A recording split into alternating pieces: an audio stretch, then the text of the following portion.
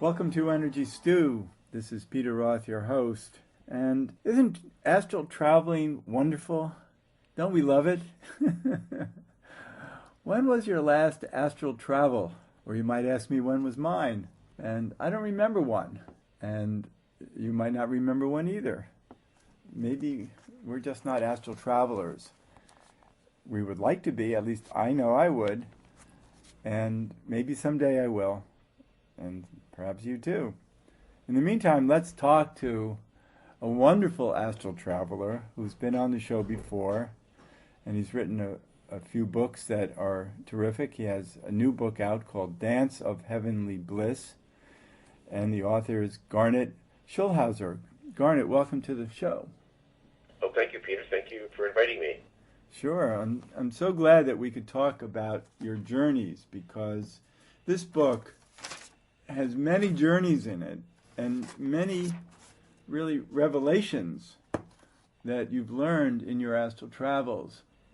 Perhaps our listeners have read your first two books, but let's just start off by saying that you originally were just a normal lawyer in life, living a normal life, right? Exactly. And then all of a sudden you met somebody who changed your life. I did, and I can just briefly go over that, Peter. Sure. The listeners who haven't read my books. Anyway, it was back in 2007. I was still practicing law, and I went for a walk one sunny afternoon in May. And all of a sudden, out of nowhere, or seemingly out of nowhere, a homeless man just jumped in front of me. And he looked like a typical homeless man with long, stringy hair and scraggly beard and dirty, slept-in clothes. But there's something very different about this guy. He had these amazing, dazzling blue eyes that were doing two things. First of all, his gaze seemed to be penetrating down into the depths of my soul, and I felt like he knew everything about me, even though we'd never met before. And at the same time, his gaze was sending me this wave of pure, unconditional love that was infusing my whole body with an amazing sense of peace and security and well-being. It was a wonderful feeling. So I stood there like a deer caught in the headlights for I'm not sure how long. I was like in a time warp. And then he finally broke the spell by saying to me, "Why are you here?" And then he promptly disappeared into a nearby store. And when I finally collected my wits, I went into the store to find him, but he was nowhere to be seen. I went back out onto the street, and I walked up and down hoping to spot him, but he had seemingly disappeared into thin air. So the next day I resolved to come back to the same street at the same time to try to find him, and I did. I walked up and down for a while, and I finally spotted him sitting all alone on a bench. And I went up to him and I said, "Who are you, and why did you stop me the other day?" And he said, "Well, I'm a soul just like you. I'm here to answer your questions and help you on your journey." And that was the beginning of a conversation I had with this man that went off and on for several months. He told me that his name was Albert, and he was one of my spirit guides in disguise. And he had materialized in physical form just for my benefit to start the conversation. And after the first three encounters I had with him, he no longer appeared in physical form, but he was just a voice in my head, and we communicated by telepathy. And so that was the beginning of a long dialogue where he answered all of my questions, all the eternal questions of life, like who am I, why am I here, what is my life's purpose, and what happens to me when I die. And he answered those and many other questions, and he asked me early on to put his revelations into a book. He wanted me to write a book about them. That resulted in my first book, Dancing on a Stamp. So that's how I first met Albert. He then came to me, the next sort of series of adventures with him were quite different. He actually showed up in my bedroom one night in astral form, and it said to me, "Come with me. I'm going to take you on some astral adventures, travels to the spirit side and to see other areas of the universe and other places on Earth, because I want you to write about what you see and what you hear." And so the first set of astral adventures are detailed in my second book, Dancing Forever with Spirit. And then he came back again after that set of adventures for my second set of astral trips with him, which are now detailed in my third book, which has just been released, and it's called Dance of Heavenly Bliss. So that's where we are right now, and in fact, I'm in the process of writing the manuscript for my fourth book, which has even more adventures with Albert. So that's how I came about to being an author, and that's how my life was transformed. Well, that's amazing. I live in a multi-consciousness myself because I'm intuitive and I really am always speaking with spirit, and it's amazing the opportunities that that offers. And yet I don't go out of body, and I don't have the opportunity to have this direct one-on-one relationship with these spirits who are speaking to me often every day and giving me information. But it comes through not as obvious because they don't show up and I'm not out of my body traveling with them. So to me, this is fascinating. And you're not the first astral traveler who I've interviewed, and certainly there's a long history of astral travel. And Robert Monroe, he built the Monroe Institute based on his astral travels and set it up so many people could go to his institute and learn how to do this. It's not unknown. Obviously, you weren't seeking it out. It sought you out, and then you've had these incredible travels. And I can't even imagine being a normal human being. I even think I'm different enough and strange enough being the way I am, let alone you being the way you are, and what you've seen and who you've talked to in person. Even though it's astral person, it's still you're present, conscious, and in conversation with amazing people who you interview, or they also interview you in this book, in your new book, Dance of Heavenly Bliss. And there's so many stories in here. We could probably do a show about each of the stories. They were quite amazing trips for sure, yeah. Yeah. And I was very excited to be part of them, and I was happy to write about them, which is what Albert wanted. Right, of course. Let's start off talking about Aglaia. Yes. Okay. Now, that's a city that you visit with him. Yeah, a city on the spirit side. It's a white city because all the buildings were white, various shapes, sizes of buildings, but they're all white, very sort of a shimmering white. So it's a very pretty city. He tells me it's just one of the cities they have on the spirit side, but it's the only one I've been to with Albert. And right. It's really quite interesting because they it's like a city we might have here, except it's very clean and the streets are filled with souls.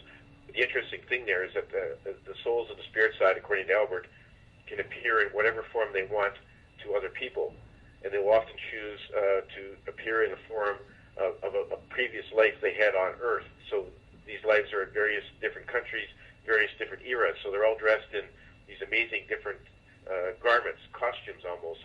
I felt like I was in a costume ball. So it was very colorful, and the people are all very happy, strolling down the street, talking in an animated fashion and laughing and so on. Everything. It's a very wonderful place, the spirit side, and Aglaia is really a nice city. And I met a lot of the people that Albert wanted me to interview in Aglaia were just outside of it in a beautiful meadow. So, yeah, it's quite an amazing city. Right, and yet some of the other cities aren't white.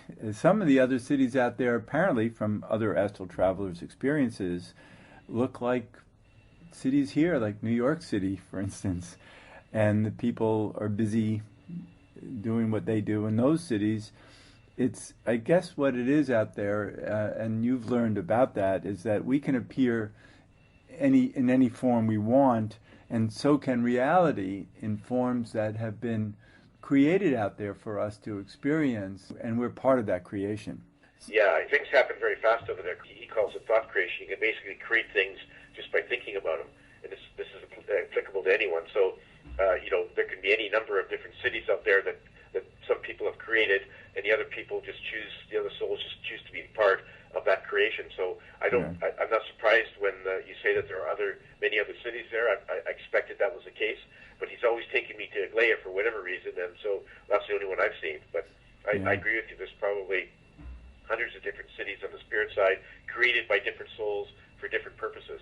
Right. And not only that, there are these places that we go to after we pass on that are kind of like welcoming places that I always like to say is that there's a Christian heaven, there's a Jewish heaven, there's a Muslim heaven, because these are also thought forms that have been created to make it easier for us to adjust after we pass on and not be shocked by something so different from what we know. Yeah, no, that's exactly right. And Albert says that happens frequently, or maybe almost all the time, when a person crosses over, that the first scenario, the first scene they see in the spirit side will be something that gives them comfort, that doesn't upset them. And so, like you say, for a Christian, it may be, encountering Jesus Christ, and for, other religions, the people that are forces in their religion. So the setting is designed to make you feel comfortable when you cross over. There will be a welcoming party there of the people, the loved ones who predeceased you. They'll be there to welcome you and make you feel comfortable and loved, and help you make the transition, because they don't want to shock you. They want to make it a very easy transition. But after you've sojourned in this Christian heaven or Jewish heaven or Muslim heaven for a while, once you get used to being on the spirit side, then you don't need it any longer, and you can just move into the mainstream of the spirit side. Right. That's great. And there's so much in your book. One thing I got a kick out of is that they actually play sports on the spirit side, and you witnessed a game. Yeah, they do play sports, engage in all kinds of sports, and I witnessed a game. It was like a game of soccer, except that the ball was airborne the whole time, and they did this through the force of their thoughts, and so they would, the ball would be zipping back and forth based upon who had the greatest force of their thought to try to move it towards the other person's goal. So it was quite fascinating. So it was like soccer in the air. And that was just one game I saw. Albert says they can do, when you're over there, you can do any kind of sports you want. I mean, you can create the field, create a golf course, create a basketball court, and go ahead and have fun. So the whole thing about the spirit side is you can do whatever makes you happy, whatever amuses you.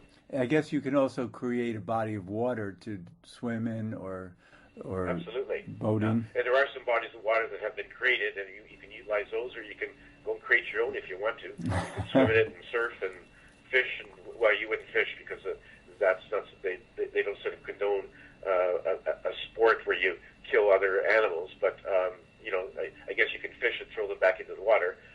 But yeah, there's all kinds of activities you can do, and you can join in with somebody else's reality, or you can create your own. Well, you just reminded me to ask you about a planet you visited where there was no killing. There were no carnivores. The reality was such that there were no flesh eaters. It was what all vegetarians would love to hear about.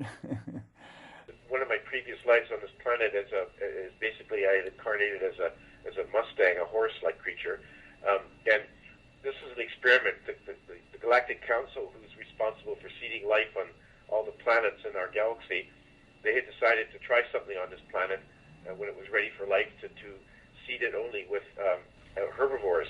So there were no carnivores of any kind whatsoever. And they thought, let's try that and see how a vegetarian world would work out. Well, it worked out pretty well until they realized that there were no microorganisms that consumed flesh when a body died. And so after a while, the dead bodies just piled up. They didn't rot. There was nothing there to consume them. So they started piling up, and they realized, oops, I guess we kind of made a mistake here. So they introduced a microorganism that could consume dead flesh to get rid of all these bodies. And so they did, but eventually this microorganism evolved and mutated, and it ended up being into a carnivorous form of, it looked like a dog or a wolf sort of creature. And then, so these then went about their business hunting the herbivores like we have on Earth. And so that was sort of the new balance of the planet. So the pure vegetarian world did not seem to work very well. Yeah, that's so interesting to know. And that's true, for instance, up in, I guess it was in Yellowstone, that they got rid of the wolves up there that were killing the animals. And so they only had herbivores up there. So there was no balance to nature. And there was too many herbivores, and they ended up gobbling up all of nature. So it deforested. They ended up reintroducing the wolves to Yellowstone. Right. To put it back into balance. And since they've done that, I don't know how long ago it was, but now the nature seems to be back in better balance, because now the elk aren't overrunning the whole territory, because now there's wolves to eat them. And so there's a new balance back in Yellowstone. So they found out, sort of similar to my story about this vegetarian herbivore planet, is that you when you tinker with the balance of nature, you never know quite how it's going to turn out. And in this planet, the Galactic Council found out that having only herbivore organisms and animals didn't quite work. Right.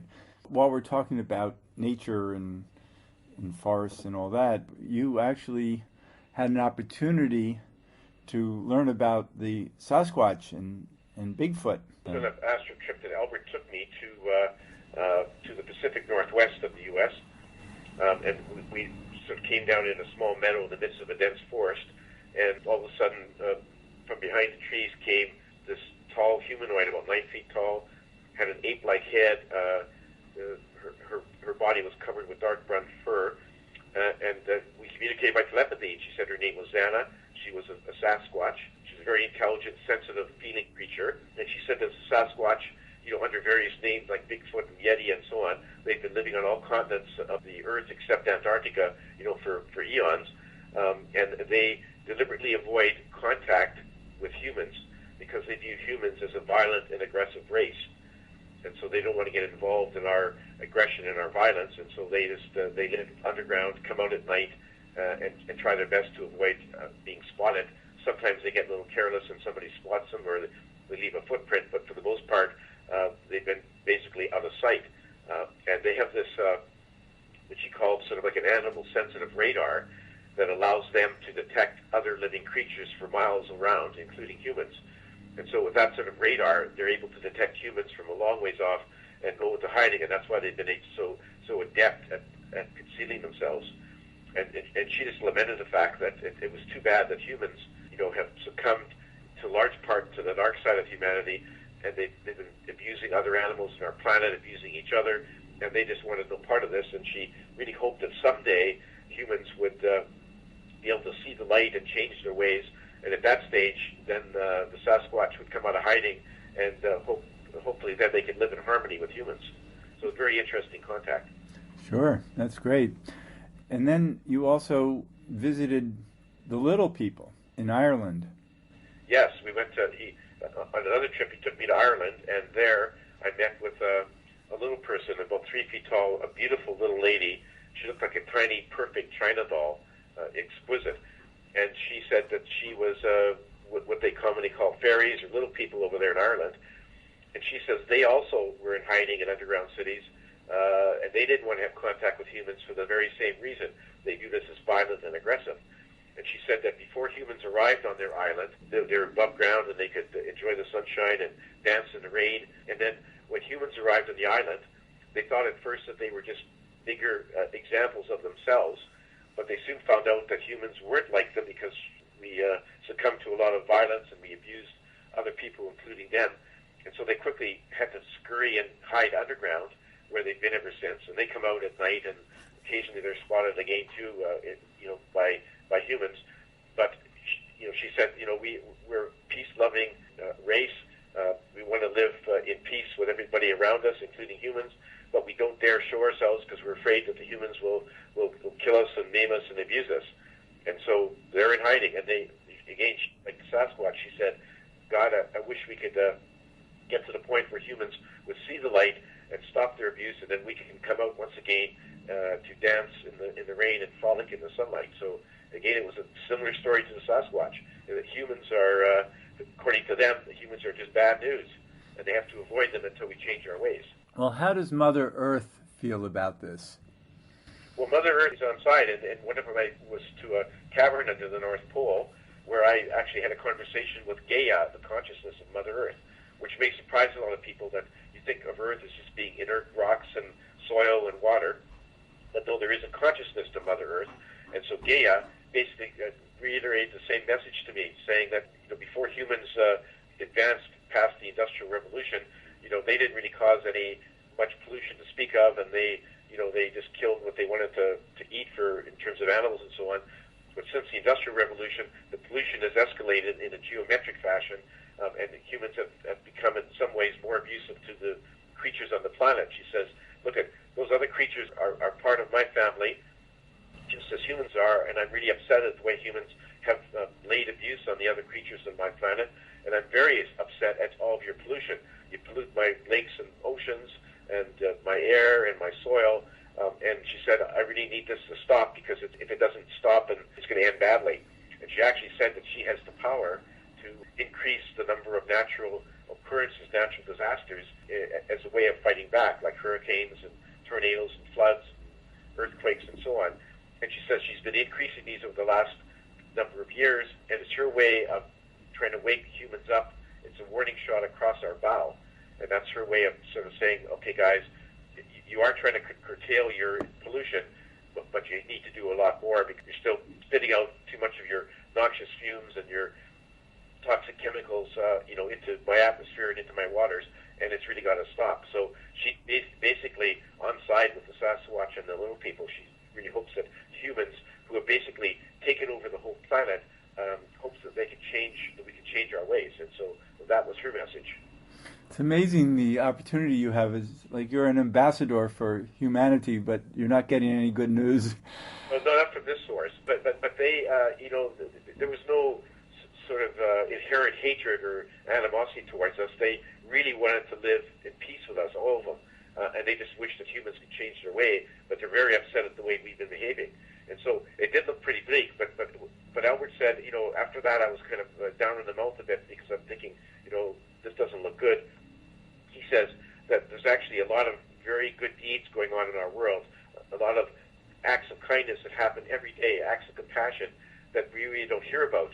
It's just because our media tends to focus on negative news, and so we hear so much of that, and so we can begin to think, we're in a lot of trouble and there's no hope. He says there is hope, that he's very optimistic that humankind will be able to turn the corner, get over this trouble spot, and move on up the spiritual ladder, raise their vibrations so that they can discard their negative emotions and embrace love and compassion. So he was very optimistic, but he clearly wanted to get the message from the Sasquatch, the little people in Gaia, to the rest of humanity, and I'm sort of the messenger, and I'm quite happy to do that. Now also, there are so many different parts of your book, and this is only a half-hour show, so hopefully we can talk again soon, because there are other aspects that you've met with people, with famous people, and have had some incredible insights from them. But for this time that we have, I want to talk more about humanity in terms of its past, that humans were here. You had an opportunity to see humans here during the dinosaur era, which science said was impossible. And can you tell us a little about that? Yeah, that was a response to a question I had to Albert when I said, have humans always been this way? And he said, no, there's been some human civilizations in Earth's past that actually function much better, much differently. So he took me to the Akashic Records, where I went back and I saw a scene from like about 65 million years ago, sort of the last days of the dinosaurs. And there was a human civilization sort of that lived in sort of a tall walled city. And these people lived very peacefully. They didn't fight each other. There was no crime. Men and women were equal in every respect. They shared all the duties of, everything, child rearing, cooking, cleaning, hunting, whatever. A very equal society in terms of men and women. And they didn't pollute the atmosphere or the water or anything other than a little smoke from their campfires. And they did eat other animals, but they ate only what they needed to for food and for skin for clothing and so on. They didn't waste anything. So it was quite of a interesting. Didn't have any technology. They were very primitive. I saw a hunting party with spears, hunt and kill a hadrosaurus, which they then promptly carried back to their city and just managed to escape a marauding Tyrannosaurus Rex who had smelled their kill and was coming after them. But that's why they lived in a big walled city, like 20 feet tall with 3-foot thick walls to keep out the carnivores like the T-Rex. And so it was a very interesting glimpse at one human civilization way back when had managed to live in peace and harmony. And unfortunately, that civilization disappeared when the asteroid hit the Yucatan Peninsula, which kicked up a bunch of dirt and smoke, triggered a bunch of volcanoes around the planet, and we ended up with a nuclear winter, which ended up killing off most of the dinosaurs. In that particular human civilization, they were buried under a couple hundred meters of lava. It's still there. That's why archaeologists haven't found it yet. It's too much rock overhead, and nobody's discovered them yet. Well, it's also understandable to think this way when we realize that humans didn't evolve the way evolution says. We were seeded here. This was a civilization that was brought here by ETs to live on this planet in this small village that you saw. And so there are many other planets that have humans on them, and you visited them. and we can talk about that coming up, because we're really running late in the show, and there's so much. Your book is just loaded with. People should run out right away and buy Dance of Heavenly Bliss. It's available now, actually. It just became available. And how do people find your website or your books? Yeah, my website is garnetschulhauser.com, which is kind of hard to remember. But if you want to, if your people Google dancing on a stamp, you'll be able to get to my website. My website has information about all three of my books. You can download a free excerpt from each book. You can watch a book video for each book. And there are buy links on my website, like with the popular online stores like Amazon and Barnes & Noble. You can click on that and you get right to the place where you can buy my books. I also have, there's icons there. You can click onto my social media sites like Facebook, Twitter, YouTube, Google+. And my email address is on my website, and I'd love to hear comments or questions from your listeners. Also on my website, I have loaded on all of the recordings from all the radio shows I've done since June of 2013, and this one is number 83 right now, Peter. So if anybody wants to listen to any of the previous interviews, this one will be posted as well. They're all there on my website. That's great. Garnet Schulhauser, Schulhauser. It's important to spell it. And I want to thank you. Hopefully we can do another show again soon and talk about some of the amazing people you met that you talk about in this book. I'd love to be back in your show, Peter, and yes, we can set it up after our call finishes. Great, thanks. Thank you. Thanks for being on Energy Stew. And this is Peter Roth, your host of Energy Stew at prn.fm. I can be reached at peter@heartriver, HEARTriver.org, or 212-222-7748. And I'd love to hear from you, and thank you so much for listening.